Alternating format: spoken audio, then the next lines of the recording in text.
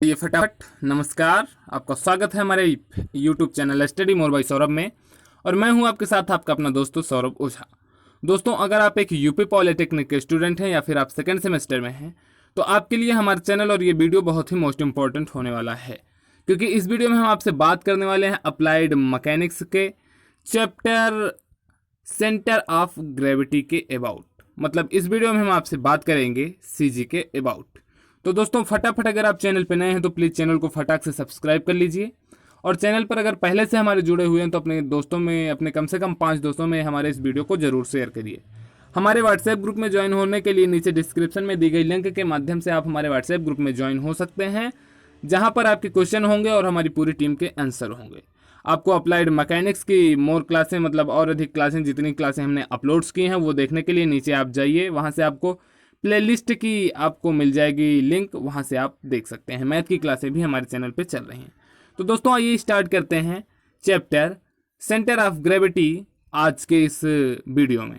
तो दोस्तों, देखते हैं। सबसे पहले जैसे हम किसी चीज़ को स्टार्ट करते हैं तो जब तक हमें ये ना पता हो कि ये चीज़ है क्या, उसका इंट्रोडक्शन हमें ना पता हो, तब तक उस चीज़ को हम सही से कर नहीं सकते और उस चीज़ को करने का पूरा ध्येय भी हमारा बेकार हो जाता है। तो उसी क्रम से सबसे पहले, जैसा कि हमारे चैप्टर के ही नाम है सेंटर ऑफ ग्रेविटी, तो जब तक हमें इसके अबाउट नहीं पता होगा कि what is a centre of gravity, तब तक इसके अबाउट हम चाहे जितना पढ़ लें वो मेरे अकॉर्डिंग सब व्यर्थ जाने वाला है। तो सबसे पहले पहला पॉइंट आप नोट करते चलिए अपने नोटबुक में। और अगर आपको इसकी पीडीएफ फाइल चाहिए इस नोट्स की, तो पीडीएफ फाइल आपको अगले वीडियो में मिलेगी, क्योंकि अगले वीडियो में हम इसके न्यूमेरिकल से सॉल्व करवाएंगे और आपको साथ ही साथ इसकी नोट्स की पीडीएफ फाइल भी अवेलेबल करवाएंगे। तो सबसे पहले आप अपनी नोटबुक खोलिए और यहाँ से नोट करना स्टार्ट कर दीजिए कि व्हाट इज अ सीजी। चलिए दोस्तों, समझते हैं कि सीजी क्या है। जिस बिंदु पर पिंड का समस्त भार जिस बिंदु पर पिंड का समस्त भार कार्य करता हुआ माना जा सकता है, वही बिंदु उस पिंड का गुरुत्व केंद्र या सेंटर ऑफ ग्रेविटी कहलाता है। ठीक है दोस्तों, अब इसे हम कैसे समझेंगे, इसमें फिर से हम देखते हैं क्या कहा गया है कि जैसे कोई पिंड है, उस पिंड का संपूर्ण भार जिस बिंदु पर कार्य करता हुआ मान सकते हैं, उसी बिंदु को हम गुरुत्व केंद्र कहते हैं। देखिए, जब आपको समझना हो कि गुरुत्व केंद्र कैसे, हाँ ये तो थ्योरेटिकल हो गया कि हाँ गुरुत्व केंद्र हम डिफिनीशन लिख सकते हैं, बट अगर आपको समझना है कि व्हाट इज अ गुरुत्व केंद्र, मतलब what is a centre of gravity, तो उसे हम कैसे समझेंगे, इसके लिए आपको व्याख्या हम थोड़ी सी करके आपको बताते हैं। कि आप मान लीजिए आपके पास कोई पिंड है, और तो उस पिंड के समस्त जो कण होंगे वो पृथ्वी, उस समस्त कणों को पृथ्वी अपने केंद्र की तरफ आकर्षित करेगी। जैसा कि हम जानते हैं कि जितने भी पिंड होते हैं, ठीक है, आप समझिए इसे, कोई भी वस्तु होती है उसे पृथ्वी अपने केंद्र की तरफ आकर्षित करती है। जस्ट उसी नियम का यहाँ पर अनुसरण होगा। जब वो पिंड है तो वो बहुत सारे कणों से मिलकर बनी होगी और उसके सभी कणों को पृथ्वी अपने केंद्र की तरफ आकर्षित करेगी। जब पृथ्वी अपने केंद्र की तरफ आकर्षित करेगी तो सभी कणों पर एक एक फोर्स कार्य करेगा, और ये फोर्स परस्पर समांतर हो जाएंगे, मतलब वहाँ पर बहुत सारे समांतर बल कार्य करने लगेंगे।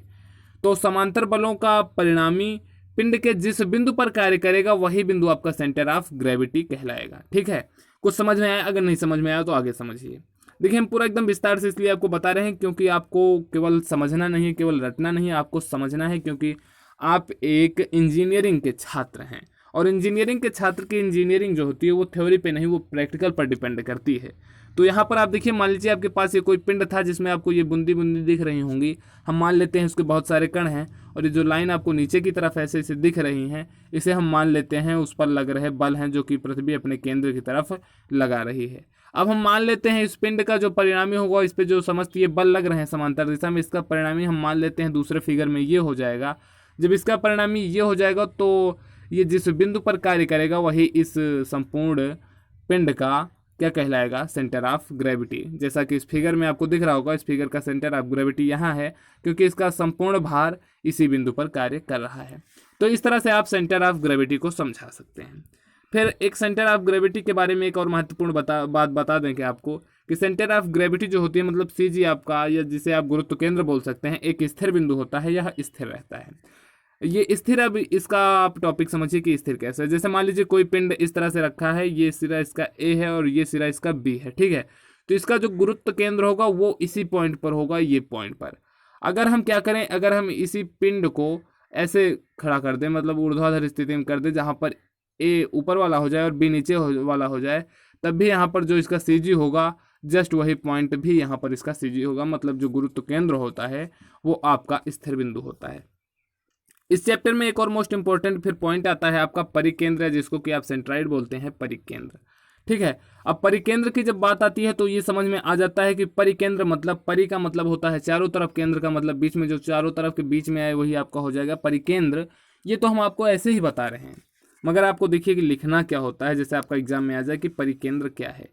तो किसी समतल का वह बिंदु जहां पर संपूर्ण क्षेत्रफल केंद्रित माना जाता है, क्षेत्रफल का परिकेंद्र कहलाता है, उस सतह का परिकेंद्र कहलाता है। ठीक है दोस्तों, जब आपका भार के अबाउट कहेगा, अब यहाँ पर आपको ध्यान देने वाली बात यह है कि जब आपका भार के अबाउट कहेगा तो वहाँ आपका CG होगा, सेंटर ऑफ ग्रेविटी होगा, और जब आपका एरिया के अबाउट कहेगा तब वहाँ पर आपका सेंट्राइड या परिकेंद्र हो जाएगा। यहाँ से आपको ये थोड़ी सी डिफरेंस समझनी है। देखिए ठीक है, किसी क्षेत्रफल का परिकेंद्र सतह पर या सतह के बाहर भी हो सकता है। ये आपके मोस्ट इंपॉर्टेंट पॉइंट्स हैं, आप इसे अपनी नोटबुक में नोट करते हुए चलिए। जहां पर आपको थोड़ा सा भी डाउट होता है आप हमें नीचे कमेंट बॉक्स में पूछ सकते हैं, या फिर आप हमारे व्हाट्सएप ग्रुप के माध्यम से आप पूछ सकते हैं। ठीक है, हम प्रयास कर रहे हैं कि आपको ये PDF फाइल भी हम अवेलेबल करवा दें। आपको अगर ये PDF फाइल चाहिए तो आप नीचे डिस्क्रिप्शन में जाइए, वहाँ से आपको इसकी PDF फाइल मिल सकती है। देखते हैं, अगर नहीं मिल पाएगी तो आपको अगले वीडियो में ज़रूर मिल जाएगी। अब यहाँ पर डिफरेंस, ये क्वेश्चन आ सकता है आपका एग्जाम में, और ये क्वेश्चन अगर आएगा तो ये क्वेश्चन कम से कम आपका 2 नंबर या 3 नंबर का क्वेश्चन आएगा। सेंट्रॉइड और सेंटर ऑफ ग्रेविटी में क्या डिफरेंस है, इसे आपको ध्यान से इस क्वेश्चन को समझना है, इसके मेन पॉइंट्स को समझना है कि क्या अंतर होते हैं। क्योंकि बहुत बार हमको सेंट्राइड की डिफिनीशन पता होती है, सेंटर ऑफ ग्रेविटी पता होता है, बट इसका डिफरेंस नहीं पता होता, तो हमसे बहुत बार पूछा जाता है तो हम इसमें डिफ़ॉल्ट खा जाते हैं और हम नहीं बता पाते, तो वहीं पे हमारी थोड़ी सी किरकिरी हो जाती है। तो आपको ये समझना होगा, बहुत थोड़ा सा डिफरेंस होता है, बट समझने वाली बात होती है। ये आपको 2 नंबर ये दिलवा सकता है ये पॉइंट। तो समझिए क्या होता है, किसी पिंड के भार का केंद्र CG कहलाता है, जबकि किसी सतह के क्षेत्रफल का केंद्र आपका सेंट्राइड कहलाता है। ठीक है, जस्ट वही हमने जो बताया था, आपका अगर भार के अबाउट बात होगा तो CG हो जाएगा, और क्षेत्रफल के अबाउट जब बात होगा तो परिकेंद्र कहलाएगा। मतलब जब भार होगा तो भार का CG होता है। अब यहाँ से आप समझिए कि भार का क्या होगा, भार का CG होता है, और क्षेत्रफल का क्या होता है, एरिया का आपका सेंट्राइड होता है। ठीक है, ये पॉइंट आप समझ लिए होंगे कि CG और सेंट्राइड में डिफरेंस आपका क्या होता है। ये आपका most important points, most important questions में ये पॉइंट आ सकते हैं। ठीक है, तो जब हमको ये सब पता चल जाता है कि हमें पता चल गया कि CG क्या है, सेंट्रॉइड क्या है, तो अब हमको बात आती है कि इसका उपयोग कहाँ पर पड़ता है, क्यों हम इसका यूज करते हैं। ठीक, ये क्वेश्चन आपके माइंड में क्रिएट होना चाहिए। अगर नहीं क्रिएट हो रहा तो आप अपने माइंड को प्रिपेयर करिए और ऐसे क्वेश्चन को अपने माइंड में क्रिएट करवाइए कि ऐसे क्वेश्चन आपके माइंड में क्यों क्रिएट नहीं हो रहे हैं, कि CG का यूज क्या है और सेंट्राइड का यूज क्या है। ठीक है, तो देखिए समझिए, मान लीजिए आपके पास कोई पिंड दिया गया है। ठीक है, एक पिंड इधर हो गया, एक पिंड इधर हो गया। अगर आपको नहीं पता है कि इसका CG कहाँ है तो आप कहाँ मानेंगे कि इसका भार कहाँ पर कार्य करेगा। आप इस पे मान लीजिए आपको इसको कहीं टिकाना है, संतुलन की स्थिति में लाना है। अगर आपको CG पता है तो आप इसे संतुलन की स्थिति में ला सकते हैं, बट आपको अगर CG नहीं पता होगा, CG की स्थिति, तो आप यहाँ पर टिकाएंगे, तो यहाँ पर टिकाएंगे तो आपका ये नीचे आ जाएगा। ठीक है, आप मान लीजिए यहाँ पर टिकाएंगे तो आपका ये सिरा नीचे आ जाएगा, इसलिए ये संतुलन की स्थिति में नहीं आएगा। अगर आपको CG पता है तब आप इसे आसानी के साथ संतुलित कर सकते हैं और इसका बता सकते हैं कि टोटली भार जो होगा वो किस बिंदु पर कार्य कर रहा है। जस्ट यही यूज होता है CG का।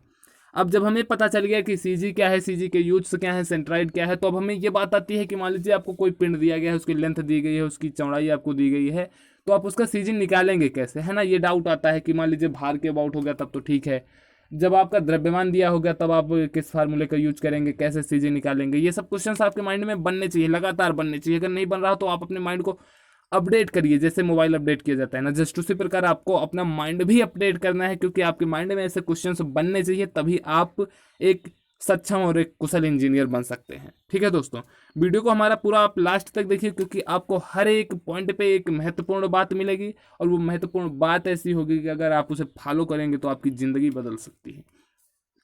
देखते हैं हम अब इसमें CG हम कैसे निकालेंगे।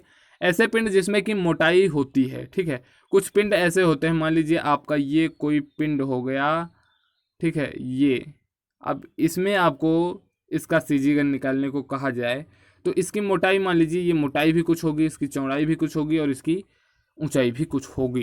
तो ऐसे जो होंगे पिंड्स, उनके CG ज्ञात करने के लिए आपको किसका सहारा लेना पड़ता है, आपको आयतन का सहारा लेना पड़ता है। अब आयतन के फार्मूले से आप कैसे निकालेंगे, एक्स बार क्या होता है आपका, एक्स बार होता है मतलब एक्स अक्ष पे आपका गुरुत्व केंद्र की स्थिति। मान लीजिए ये कोई पिंड है, इसका सी जी यहाँ से यहाँ जो लेंथ होगी यही आपकी एक्स बार कहलाएगी और आपकी ये वाई बार कहलाएगी। क्योंकि आपने अगर निर्देशांक ज्यामिति पढ़ा हो तो निर्देशांक ज्यामिति में एक्स अक्ष ये होता है, वाई अक्ष ये होता है। तो जस्ट अगर आप इस पर कोई पिंड रख देंगे तो इसके सी जी की स्थिति ये होगी, तो यहाँ से यहाँ तक की जो दूरी होगी ये आपकी एक्स बार कहलाएगी और आपकी ये जो दूरी होगी यही आपकी वाई बार कहलाएगी। ठीक है, तो यहाँ से आप इसे समझ सकते हैं इस तरह से।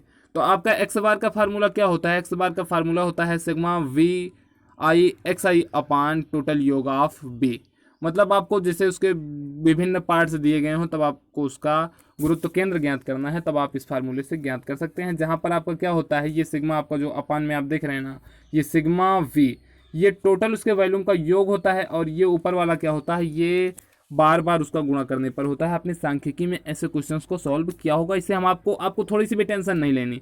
आपको हम इसे न्यूमेरिकल्स के माध्यम से अच्छे से समझाने वाले हैं कि आपको कैसे निकालना है, क्या करना है, कब आपको आयतन का यूज करना है, कब आपको भार का यूज करना है, कब आपको द्रव्यमान का यूज करना है। ठीक है, अब आपको वाई अक्ष की, लेकिन आपको फार्मूला याद होना चाहिए। आपको वाई अक्ष का फार्मूला आपका होता है y bar is equal to sigma v i Y I upon sigma v का योग। ठीक है, तो ये आपके दो फार्मूले। उसके बाद जब आपको द्रव्यमान के अबाउट कहा जाए, जब आपको द्रव्यमान दिया गया हो तो द्रव्यमान की सहायता से आप सी जी कैसे निकालेंगे वो आप यहाँ पर समझिए। ठीक है, जब आपको एक्स बार की स्थिति कहा जाए, जब आपको द्रव्यमान दिया गया हो, अलग अलग द्रव्यमान दिए गए हों, अलग अलग एक्स की स्थितियाँ दी गई हों, तो आपका एक्स बार का जो फार्मूला होगा वो ये हो जाएगा सिग्मा एम आई एक्स आई अपान सिग्मा एम आई। जहाँ पर सिग्मा आपका एम आई क्या होता है, टोटल योग ऑफ द्रव्यमान, मतलब टोटल द्रव्यमान का योग आपका ये सिग्मा एम आई कहलाएगा। अब उसके वाई बार की स्थिति, वाई अक्ष की स्थिति क्या हो जाएगी, जस्ट वही हो जाएगा, केवल यहाँ पर एक्स के प्लेस पर, एक्स आई के प्लेस पर वाई अक्ष के अबाउट हम बात कर रहे हैं तो वाई बार हो जाएगा, बस और कुछ नहीं करना, टोटल फार्मूला वही रहेगा। फिर उसके बाद एक और आपका बात आता है कि जब आपको भार के अबाउट भी कभी कभी कह दिया जाता है कि आपको भार दिया गया होता है और विभिन्न स्थितियाँ आपको दी गई होती है, तब आपको सी जी की स्थिति ज्ञात करनी होती है, तब उसके लिए हम इस फार्मूले का यूज करते हैं। जहाँ पर आप देखिए इस फार्मूले में बेहद आसान है, ये आपका विभिन्न पॉइंट्स पर भार हो जाएगा और ये आपकी विभिन्न पॉइंट्स की स्थितियाँ हो जाएंगी, जबकि ये डब्ल्यू आपका क्या होगा, ये डब्ल्यू आपका उसका टोटल भार कहलाएगा। ठीक है, टोटल भारों का योग हो जाएगा। जस्ट उसी प्रकार वाई बार की स्थिति भी आपकी ये हो जाएगी कि sigma W I Y I upon W. तो इस तरह से आपके ये फार्मूले होते हैं। अब आपको हम कुछ फिगर दिखाएंगे कि आपको कब किसकी सीजी की स्थिति आप कैसे समझेंगे। ठीक है, आपको फिगर दिख रहा होगा, दो फिगर आपको, एक आपको बेलन दिख रहा होगा, एक गोला दिख रहा होगा। आपको दोनों में डिफरेंस समझना है और इसकी सीजी की स्थिति आपको समझनी है। आपको हमने बताया था कि एक्स बार जो होता है वो एक्स अक्ष की स्थिति में होता है और वाई बार जो होता है वो वाई अक्ष की स्थिति में होता है। जस्ट वही आपको क्या करना है, बेलन पे लगा देना है। बेलन पे आप समझिए कि बेलन का जो ये होगा, इसकी जो तली होगी, ये तली एक अक्ष से जाती है और ये अक्ष इसके जस्ट बिल्कुल मिडिल में होती है। तो इसके एक्स बार की स्थिति जो हो जाएगी वो इसका मान लीजिए टोटल डायमीटर जो होगा आपका डी हो जाएगा। तो एक्स बार की स्थिति जो हो जाएगी आपकी वो d/2, मतलब एक्स बार जो होगा वो आपका रेडियस के बराबर हो जाएगा। ठीक है, और वाई बार आपका क्या हो जाएगा, इसकी टोटल लेंथ की आधी, मतलब टोटल लेंथ अगर ये चाहे तो वाई बार की स्थिति जो हो जाएगी वो h/2 हो जाएगी। जस्ट ये आपका होता है वेलन के लिए। ये सब आपको ध्यान देने हैं, ये मुश्किल, हाँ 4 हैं आपको, ये चारों आपको ध्यान देने हैं। ठीक है, अगर आप इसे ध्यान देते हैं तो आप आसानी के साथ इसके न्यूमेरिकल्स लगा पाएंगे, अन्यथा आप थोड़ा सा डाउटफुल हो सकते हैं। जब हम बात करेंगे किसी गोले की, तो गोले की आप सोचिए, गोले की ये हाइट और वेट दोनों, लंबाई चौड़ाई दोनों बराबर होते हैं। अगर आप इसे एक वर्ग या एक वर्ग के रूप में अगर आप इसे समझें, ठीक है, लेकिन यहाँ पर आपको वर्ग के रूप में नहीं समझना, ये गोला है तो आपको इसे गोले के रूप में ही समझना है। तो इसकी जो सीजी की स्थिति होगी ये इधर से भी आर हो जाएगी, एक्स अक्ष की स्थिति भी आर हो जाएगी और वाई अक्ष की स्थिति भी आपकी आर हो जाएगी। क्यों? क्योंकि ये दोनों तरफ ऊपर नीचे बराबर होता है। फिर आपका अगला आता है ये अर्धगोला। जब अर्धगोले की स्थिति आती है तब आपका ये एक्स अक्ष की स्थिति जो होगी वो आपकी आर ही होगी, बट ये आपकी स्थिति जो होती है वो 2π/8 हो जाती है। ठीक है, आप यहाँ से इसे समझ सकते हैं। अब आपको ये फार्मूले कुछ नहीं करने, आपको ये फार्मूले याद करने हैं। जब बात आपकी शंकु की करनी हो, लंबवृत्तीय शंकु की, तो इसकी जो एक्स बार की स्थिति होगी वो आर ही होगी और जो आपकी एच बार की स्थिति होगी, मतलब वाई बार की जो आपकी स्थिति होगी, ये टोटल इसकी मान लीजिए आप लेंथ एच है, h/4 के इज इक्वल टू में होगी। तो इस तरह से आपके ये न्यूमेरिकल्स आप इन्हीं को समझेंगे तो आप न्यूमेरिकल्स लगा सकते हैं। इसके बाद आपका एक पॉइंट और बचता है, जैसे मान लीजिए आपको आयत दिया गया हो, तो आयत के लिए आप क्या करेंगे, आयत का मान लीजिए ये आपका बी है और आपका ये एच है, तो इसकी स्थिति क्या हो जाएगी, यहाँ से ये जो होगी वो b/2 हो जाएगी और इसके y बार की स्थिति जो होगी वो आपकी h/2 हो जाएगी। ठीक है, उम्मीद है दोस्तों आज का आपको ये वीडियो पसंद आया होगा। अगर वीडियो पसंद आया हो तो प्लीज़ हमारे चैनल को फटाक से जरूर सब्सक्राइब कर लीजिएगा, अपने दोस्तों में हमारे चैनल को जरूर शेयर कर दीजिएगा और हमारे व्हाट्सएप ग्रुप में भी जरूर ऐड हो जाइएगा। तो दोस्तों नमस्कार, जय हिंद, जय भारत। फिर मिलेंगे अगले वीडियो में इसी चैप्टर के न्यूमेरिकल्स और कुछ महत्वपूर्ण थ्योरीज के साथ। तो दोस्तों नमस्कार, दीजिए अपने दोस्तों सौरभ ओझा को इजाजत। फिर मिलेंगे अगले वीडियो में किसी और एक नए पॉइंट के साथ। तो दोस्तों पुनः नमस्कार।